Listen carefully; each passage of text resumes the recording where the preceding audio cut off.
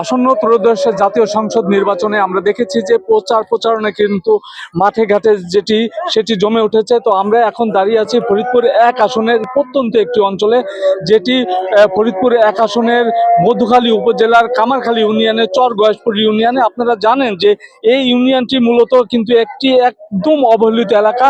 আমরা যতদূর জানতে পেরেছি যে এই অঞ্চলের যে মানুষের যে কষ্ট দুর্দশা চরম আকার ধারণ করেছে। দীর্ঘদিন যাবৎ এই অঞ্চলে তেমন কোনো উন্নয়ন নেই। এই অঞ্চলের মানুষ কিন্তু ফরিদপুরের সাথে তাদের যোগাযোগ ব্যবস্থা একদমই নাজুক অবস্থা রয়েছে। তারা কিন্তু মাগুরা হয়ে কিন্তু ফরিদপুর যেতে হয়। মাঝখানে যে মধুমতি নদী এবং গড়াই যেই নদী রয়েছে, সেই নদী পারাপার হয়ে তারা কিন্তু চলাচল করে।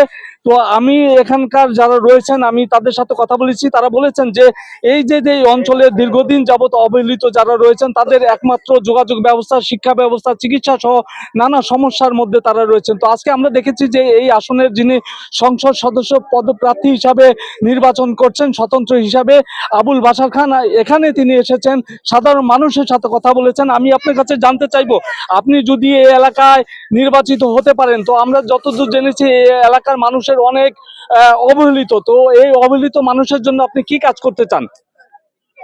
ধন্যবাদ এটিএন টিভিকে। আমি আজকে এই পরন্ত সন্ধ্যাবেলায় আমি দেখছি যে এই অঞ্চলে আমার জীবনে প্রথম আসা, যদিও আমার জেলা এই মধুখালী উপজেলার মধ্যে একটি মধুমতি গড়াই নদীর একটি বদ্বীপ, ছোট্ট দ্বীপের মতো।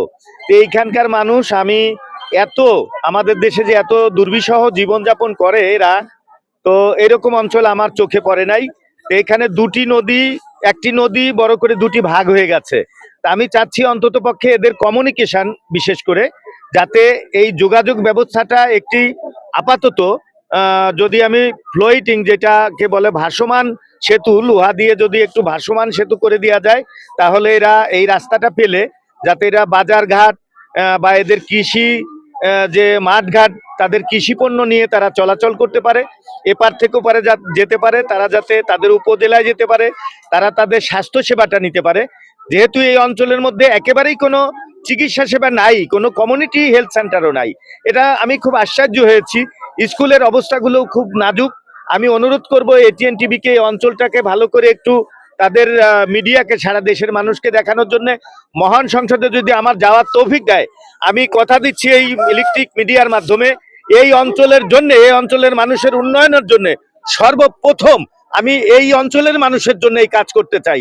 এটি আল্লাহ পাক আমাকে যতটুকু তৌফিক দিয়েছে, আমিও ব্যক্তিগতভাবে এই অঞ্চলের মানুষের এই দুর্বিষহ জীবন দেখে আমার নিজেরও খুব খারাপ লাগছে। আমি কাজ করতে চাই তাদের স্বাস্থ্য, তাদের শিক্ষা এবং তাদের এই যানবাহন বা তাদের চলাফেরার যাতে সুব্যবস্থা হয়, সেজন্য ইনশাল্লাহ আমি কাজ করে যাব।